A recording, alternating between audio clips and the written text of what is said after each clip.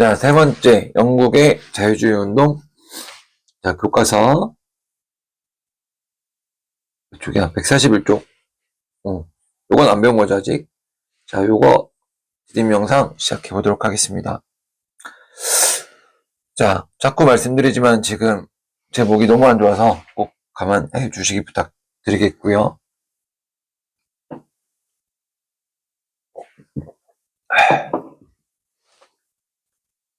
자, 시작을 해보도록 하겠습니다. 자, 유럽 대륙과 달리, 자, 영국입니다. 프랑스는 굉장히 급진적이었죠. 맞습니까? 되게 급하고 혁명적이고. 자, 근데 영국의 자유주의 운동의 특징은 굉장히 스무스하게 점진적인 개혁입니다. 그래서 프랑스하고 영국의 이 역사적 컬러가 다르기 때문에 지금의 모습도 조금씩 다르죠.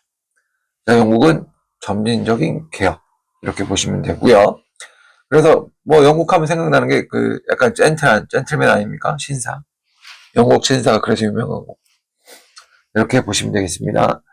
자, 그래서 카톨릭 교도에 대한 차별이 폐지되어 종교의 자유가 점차 인정되었고, 자, 공장법이 제정되어 어린아이와 부녀자의 노동시간에 제한을 두기 시작을 합니다. 이거는 우리가 다음 단원 산업혁명 할 때 이게 얼마나 안 좋은 거였는지 다시 한번 설명을 드리도록 하겠습니다. 자, 그러니까 안 좋은 게 있으면 법을 개정하면서 점차 하나씩 좋게 바꿔 나갔다 이렇게 보시면 돼요. 자, 1832년. 이거는 이제 프랑스에서는 6월 봉기만 한창 할 때고, 영국에서는 선거법이 개정되어, 자, 부패 선거구가 없어지고, 자, 부패 선거구 오른쪽에 보시면, 자, 부패 선거구가 뭐냐? 산업혁명 이후 유권자가 크게 줄었는데도 과도한 이석을 차지하고 있던 선거구나 지역이 사라졌는데도 계속 의원을 선출하던 이상한 선거구죠. 지역이 없는데 왜 의원을 뽑아? 말도 안 되죠. 자, 이런 이상한 선거구가 사라지고, 자, 도시의 신흥 상공업자를 비롯한 중상계급으로 선거권이 확대가 되었다. 그런데 그러면 뭡니까? 이건 프랑스하고 비슷하죠. 뭐? 노동자들을, 돈을 갖고 있지 못한 노동자들은 여전히 선거권을 갖고 있지 못합니다. 자, 그래서 얘네들은 프랑스는 어떻게 했습니까? 자신들의 노동자들한테 선거권을 달라고 2월 혁명을 일으킨 거고, 영국에서는 자, 자신들의 정치적 권리를 얻기 위해 자, 인민원장을 발표하고 자, 이를 이회에 제출하기 위한 서명운동입니다. 자, 프랑스랑 결이 다르죠. 프랑스는 굉장히 한번 했다고 엎어버리는 거고, 자, 영국은 자, 서명운동을 벌입니다. 자, 그게 노동자들의 참정권 요구 운동인 정치적 권리 얻기 위한 운동인 차티스트 운동입니다. 굉장히 중요한 운동이죠. 이거는 꼭 기억을 해 주셔야 됩니다.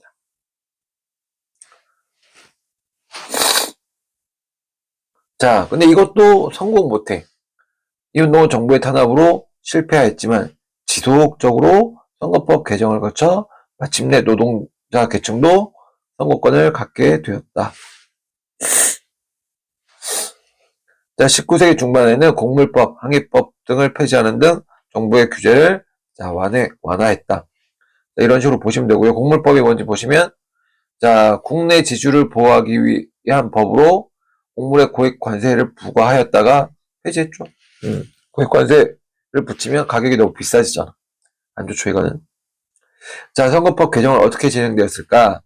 수업 시간에도 보긴 할 건데, 자, 아까 우리 보시면 차티스트 운동, 노동자들의 정치적 권리 요구 운동, 얘네들이 어떤 운동을 요구를 했는지 잠깐 보시면, 자, 21세 남성에게는 선거권을 달라. 비밀 투표하게 달라. 그리고 돈이 없어도 의원 출마할 수 있게 해달라. 그 다음 인구 비례에 따라 선거구를 설치하게 해달라. 뭐 이런 식으로 합리적인 요구를 했습니다. 그래서 어떤 식으로 바뀌어왔는지는 수업 시간에 좀 더 보도록 할게요. 자, 그 다음에 이탈리아하고 독일 한 번에 보겠습니다. 자, 이탈리아 같은 경우에는, 자, 이탈리아 보세요. 자, 이탈리아는 빈체제. 자, 예전으로 돌아가자는 빈체제 알죠? 자, 이탈리아는 굉장히 되게 쪼개져 있었습니다. 이게 문제였죠. 이탈리아 크고 작은 왕국과 도시국가, 교황령 등으로 굉장히 분열이 되어 있었습니다. 분열되다 보면 힘이 쓸까 약할까? 굉장히 약하죠. 그럼 바로 위에 있던 오스트리아의 간섭을 너무너무 받고 있었습니다. 이게 문제였어요. 그러니까 이거를 한탄하는 사람들이 굉장히 많았죠. 그래서 이거를 자, 쪼개져 있고 쪼개져 있고 쪼개져 있고 다 쪼개져 있죠. 교황령도 쪼개져 있고, 네, 시찰리아 왕국도 쪼개져 있고. 그러니까 여기 위에 있던 여기 이쯤에 있던 오스트리아한테 너무 간섭을 받고 있었다. 왜? 너무 약하니까. 자, 그래서 이걸 해결하기 위해서 프랑스 2월 혁명의 영향을 받은 가리발디 등이 통일왕국 운동을 전개했지만 실패했다. 자, 이제부터 중요합니다. 이탈리아에 그래서 쪼개져 있는 거를 하나로 합치기 위한 통일운동이 중요한 거예요. 이탈리아는. 알겠죠? 그래서 통일운동이 중요해지고요. 그걸 누구 중심으로 했냐? 사르데냐 왕국이 주도를 했다. 여기 보시면 사르데냐 왕국 요거 보이죠? 이거 여기 주도를 했는데 자 여러분들은 사람 두 명을 기억하시면 됩니다. 누구냐면 카보우르 그 다음에 가리발디 카보우르하고 가리발디 이 두 명을 기억을 해주시면 되는데 카보우르 같은 경우에는 사르데냐 왕국의 재상입니다. 자, 그래서 안으로는 산업을 육성하고 군대를 개편한다 개혁 추진하고 밖으로는 뛰어난 외교 정책으로 왕국 발전을 이끌었다. 이건 뭐 열심히 했다. 이렇게 보시면 되고 카보르는 프랑스의 나폴레옹 3세의 지원을 받아 오스트리아에 맞서 이탈리아 통일전쟁을 일으켰고 자 간섭을 하던 오스트리아의 간섭을 없애야 될 거 아니야. 그래서 그걸 전쟁으로 끊어버리고 자 중북부를 병합을 했습니다. 그러니까 위쪽을 이제 병합을 한 거죠. 맞습니까? 자, 그 밑에 쪽도 누가 병합을 해야겠지. 누가 합니까? 이거를 가리발디가 합니다. 보시면 자, 남부에서는 이탈리아 통일을 위해 의용대를 이끌던 가리발디가 여기 시칠리아와 나폴리를 점령했다. 시칠리아 어디 있습니까? 여기. 그다음 나폴리 여기. 거의 남부 거의 다 먹은 거죠. 자, 그 다음에 어떻게 했습니까? 자, 통일을 위해, 대의를 위해 어떻게 한 겁니까? 주변이 반대를 했음에도 불구하고 사르데냐한테 지금 사르데냐가 중북부 먹었죠? 가리발디가 여기 밑에 쪽 먹었죠? 그럼 두 개로 원래 싸워야 되잖아? 그러지 않고 통일이라는 대의를 위해서 사르데냐한테 이 남북부를 바칩니다. 와, 멋지죠? 가리발디죠, 이게. 보시면, 의용대, 붉은 셔츠. 자, 조만간 붉은 셔츠 한번 입겠습니다.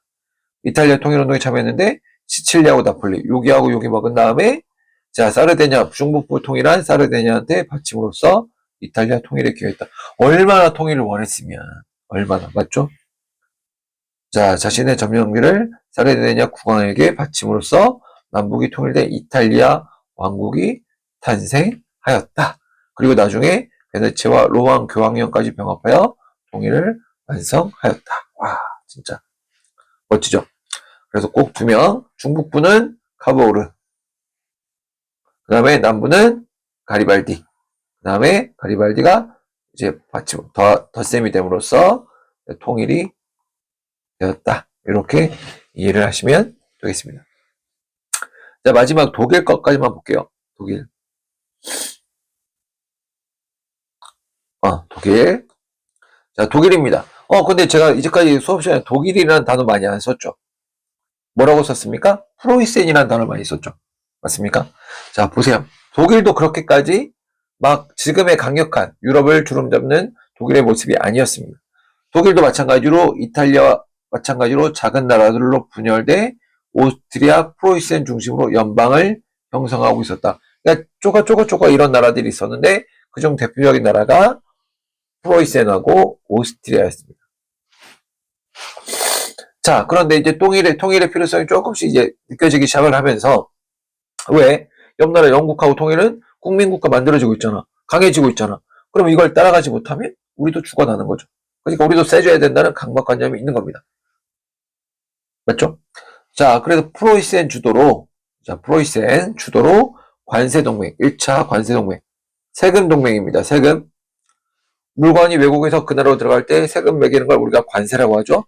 그거를 동맹을 체결합니다. 그러면 이 나라 안에 있는 나라들끼리는 세금을 붙지 않고 자유롭게 무역이 가능하고 더욱더 친밀해지고 가까워지는 거야. 뭡니까? 통일을 위한 초석이죠. 독일 내 여러 나라들 사이에 거래되는 상품에 대해서 관세 물지 않겠다. 이거. 자, 그래서 통일의 기반이 마련되었고요. 자, 2월 혁명에 영향을 받은 자유주의자들이 프랑크푸르트 유해를 열어 통일 방안을 논의했고, 자, 보겠습니다. 다음 주. 그러나, 근데 프랑크푸르트 의회는 프로이센 중심의 통일 방안과 오스트리아 중심의 통일 방안이 대립하는 가운데 별다른 성과를 거두지 못했다. 자, 뭡니까? 아까 이탈리아 같은 경우는, 자, 여기 사르데냐, 그 다음에 가리발디 이렇게 했는데 둘이 싸웠으면 통일 안 되겠죠. 근데 한쪽이 승복을 해서 갖다 바치니까 통일이 너무나 자연스럽게 됐죠. 근데 여기는 뭡니까 지금? 프로이센하고 오스트리아가 있었는데 얘네 둘이 서로 자기가 중심이 되겠다고 싸우는 거죠. 그러다 보니까 잘 안 되는 겁니다. 자, 이후 독일의 이제 주도권은 누구한테? 프로이센으로 넘어가는 거죠. 프로이센. 자, 그래서 프로이센의 재상, 이제 그 유명한 이제 한 명을 기억해 주셔야 되는데 누구냐입니까? 그 유명한 비스마르크, 철혈 정치, 철혈 재상이라고 부릅니다. 굉장히 카리스마 있죠. 자, 프로이센의 재상 비스마르크라는 사람이 있는데 이 사람의 정책이 너무나 중요합니다. 뭐? 철혈 정책. 별표. 프로이센의 재상 비스마르크 철혈 정책. 자, 이를 바탕으로 군사력을 키웠고요. 자, 프로이센은 통일을 방해하던 드디어 오스트리아, 여기 오스트리아 보이죠? 오스트리아를 꺾고 북독일 연방을 세웠다.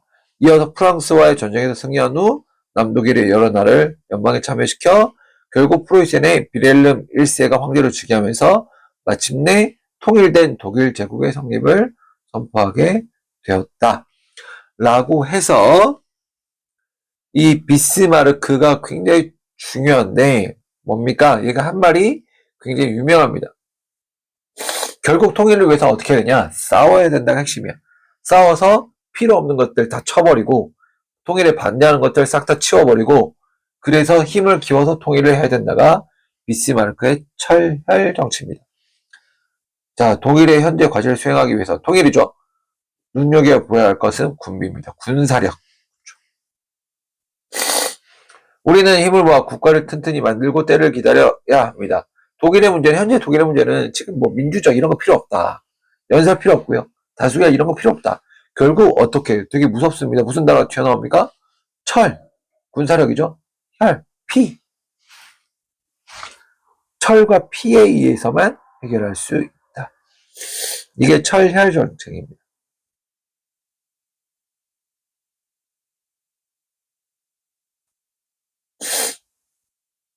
오케이? 자, 이렇게 해서 싸워서 통일을 해야 되는 나라가 독일의 핵심이고 그걸 달성했던 게 비스마르크입니다.